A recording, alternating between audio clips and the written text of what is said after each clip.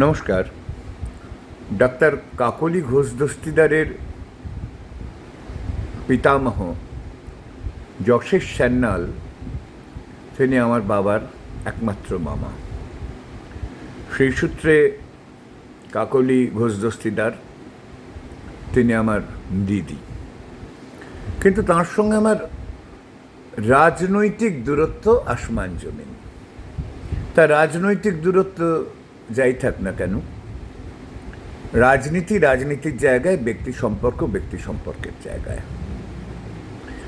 রাজনীতির তর্ক বিতর্কের মধ্যেই বাবুদির হাত থেকে ভাইফোঁটা নেওয়া, এগুলো আমরা বাদ দিই না। কিন্তু মজার কথা হলো, সারদার কাণ্ডে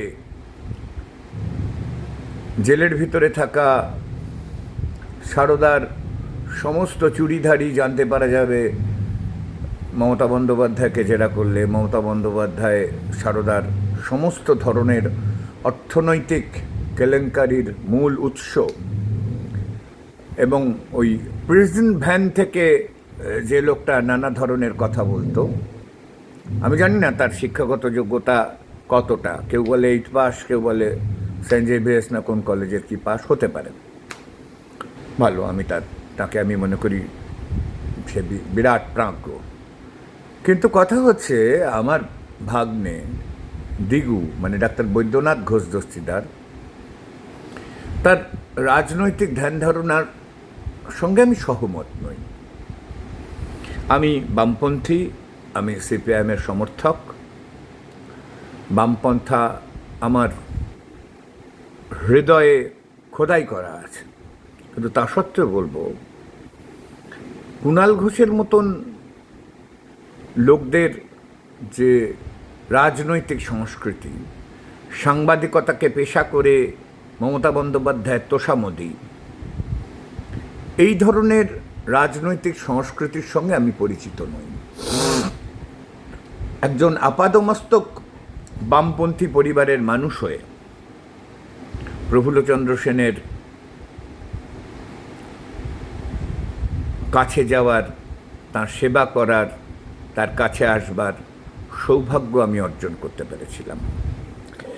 অজয় মুখোপাধ্যায় থেকে রেজাউল করিম, বিজয় কুমার ভট্টাচার্য থেকে ফুলরেণু গুহ, এই সমস্ত মানুষদের পায়ের নখের যোগ্যতা অর্জন করতে পারিনি, কিন্তু তাদের যে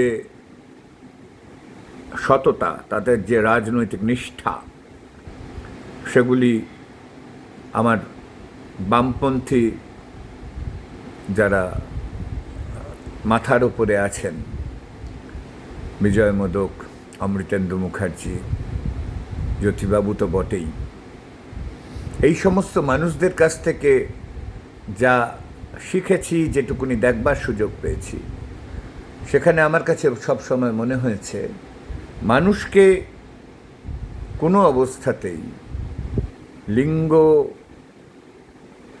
জাতপাত, ধর্ম এবং তার মানসিক বিষয় ঘিরে আক্রমণ, এগুলো যারা করে তারা জন্তু, একেবারে জন্তু, জানোয়ার, হেওয়াইন। তাই দিগুকে ওই কুণাল ঘোষের পাগল ইত্যাদি বলা, এটা কুণাল ঘোষের রুচি। ও কখনো মমতাকে সারদার সর্দার বলছে, আবার কখনো মমতার পায়ে পড়ছে। তো আসলে লোকটা অ্যাটেনশন ক্রাইসিসে ভোগে।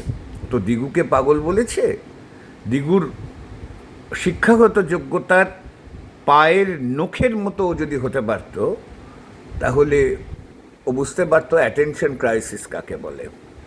ও অ্যাটেনশন ক্রাইসিসে ভোগে বলেই ও এক একজনের নামে এক এক কথা বলে। অভয়াকাণ্ডের সময় কলতান, বাপ্পা, এদেরকে হেনস্থা করবার জন্য পুলিশকে কাজে লাগিয়েও কি করেছে সেটা কারুর অজানা নয়। আসলে মানুষকে ঘৃণা করাটা অপরাধ, মানুষের প্রতি বিশ্বাস হারানোটা অপরাধ। রবীন্দ্রনাথের এই কথা বলে যাওয়া সত্ত্বেও এই কুণালের মতন জন্তুদের ঘিরে কিছু বলতে গেলে খুব নিজের ভেতরে মাতলি, যারা উর্দু বোঝেন তারা বুঝবেন এই কথাটা। মাতলি অর্থাৎ নাজিয়া, একটা বমি বমি ভাব এসে যায়। मतली के वतन आ रहे हैं हमको। वो कुणाल घोष के बारे में एक एक शब्द कहने से এখন ওরা যে রাজনৈতিক দল, বাবুদিরা যে অর্থাৎ ডাক্তার কাকলি ঘোষ দস্তিদাররা যে রাজনৈতিক দল এখন গেছেন, তার নীতি নৈতিকতা সেগুলো তাঁদের ব্যাপার, আমি সেই বিতর্কে ঢুকবো না। কিন্তু সেই রাজনৈতিক দলের নামের পরিবর্তন দিগু করে দিয়েছে এই কথা বলে কুণাল ঘোষ এবং ওই প্রায় মাচায় উঠবার মতন বয়সে কোমর দুলিয়ে ঝিঙ্কু মামনিদের সঙ্গে নাচ করে একজন চেয়ে আছে না, একটা সময় ওই চরণ সিং সরকারের মন্ত্রী ছিল, আমাদের এই ব্যারাকপুরের সাংসদও ছিল। তো সেই লোকটা আবার বলেছে দিগু নাকি সাইকিয়াট্রিক ওষুধ খায়। আচ্ছা ধরুন ও যদি সাইকিয়াট্রিক ওষুধ খেয়েও থাকে, যদিও এটা মিথ্যে কথা, ও যদি সাইকিয়াট্রিক ওষুধ খেয়েও থাকে, সেটা কি অপরাধ করছে? সেটা কি অন্যায় করছে? এরা জানে না। এরা তো বহুবার আমার আপনার ট্যাক্সের টাকায় বিদেশ ঘুরে এসছে।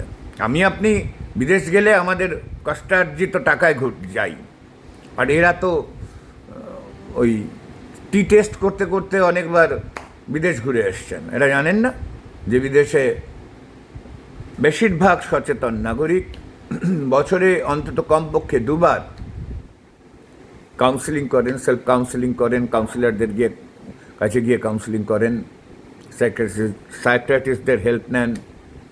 এবং কেউ যদি ডিপ্রেশনে আসেন, কেউ যদি অন্য কোনো ধরনের অ্যাংজাইটি ক্রাইসিস, এই কুণাল ঘোষের মতন অ্যাটেনশন ক্রাইসিস, আমাকে কেউ দেখছে না, আমাকে কেউ পাত্তা দিচ্ছে না, সুতরাং আমি হাত পা নেড়ে নাচের ভঙ্গিতে একটু কিছু বললে আমার ওই বাড়বে, কি বলে ওই লাইক টাইক এইসব কী সব বলে যারা এইসব ফেসবুকে কাজ করে, এসব বাড়বে।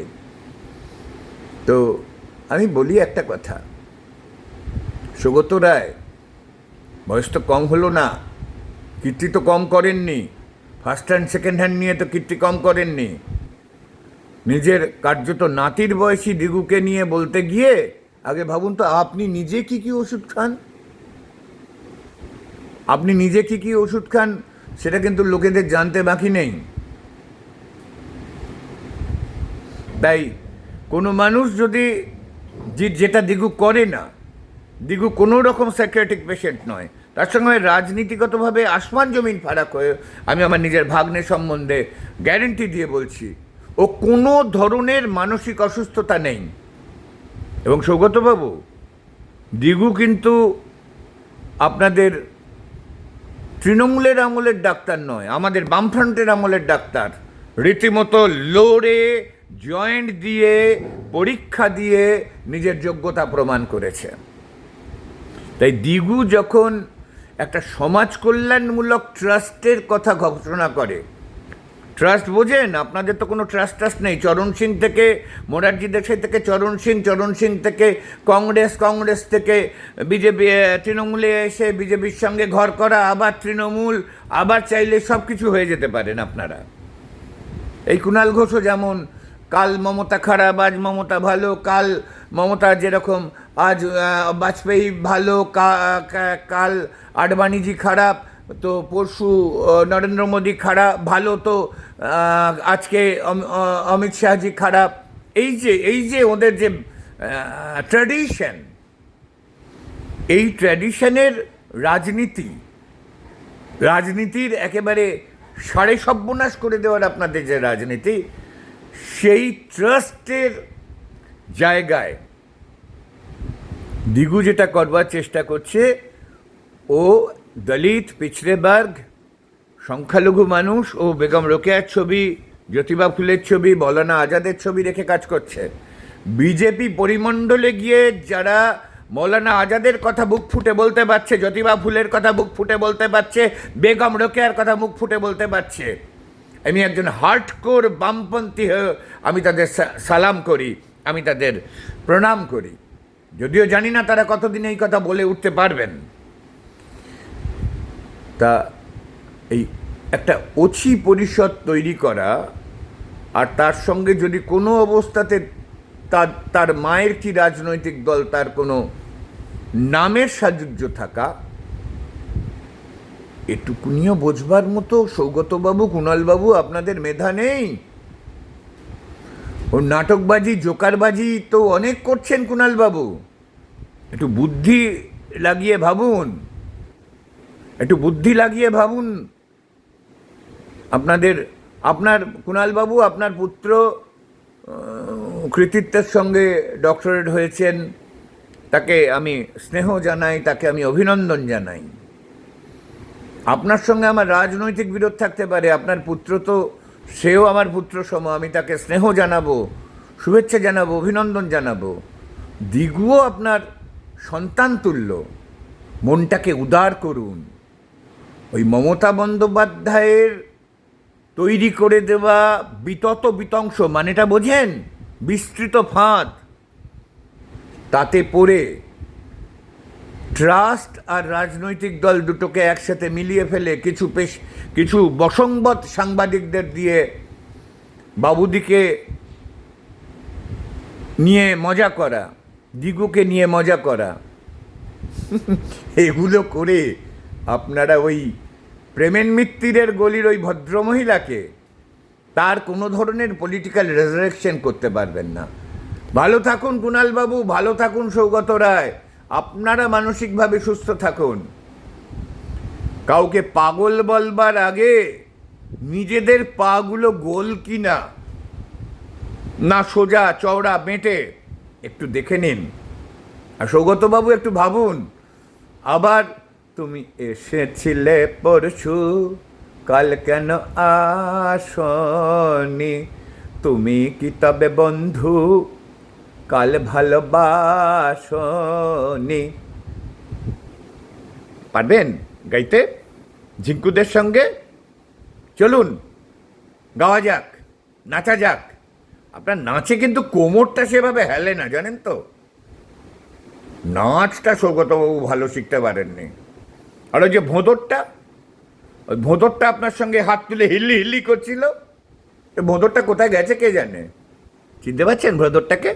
ব্রাত্য বসু। ভোঁদরটা কোথায়?